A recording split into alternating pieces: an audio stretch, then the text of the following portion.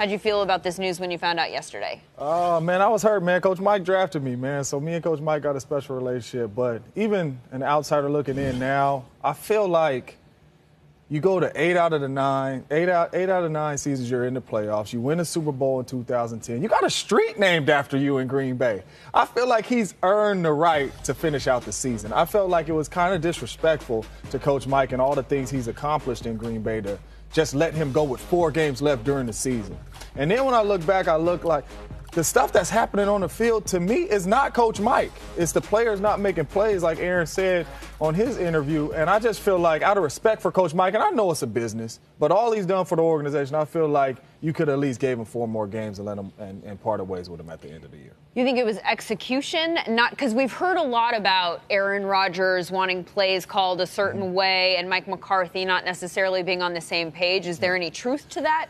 There's a little truth to that because offensively we have an offensive coordinator. This year is Joe Philbin. So Joe Philbin's out on the practice field. He's calling all the offensive plays. He's running us through, the plays we're going to run in the game. We're coming after the play in practice talking to Coach Philbin. We really like that play, Coach Philbin. We need to run that some more. Or we come back, talk to him like, look, that was a great looking play it was supposed to work on against that defense, and it didn't. We don't like that play because it didn't even work on the defense it was supposed to work on. And we're communicating with him 24/7. And then sometimes we get in the game where we'll run the plays that we said we didn't want to run. And so we're like, what's going on? We didn't like this play in practice. Now we're running it in the game just because Coach Mike likes it, and the communication really wasn't there. And I think that's what Aaron talks about.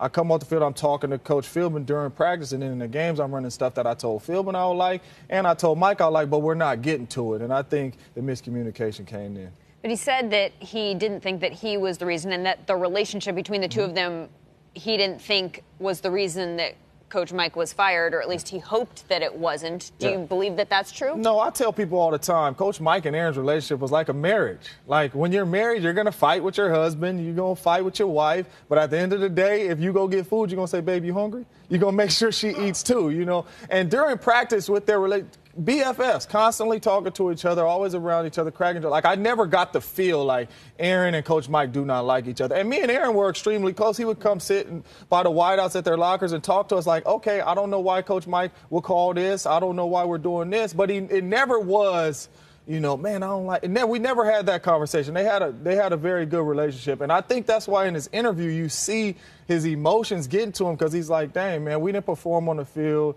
We let Coach Mike lost his job, but you could tell they had a good relationship.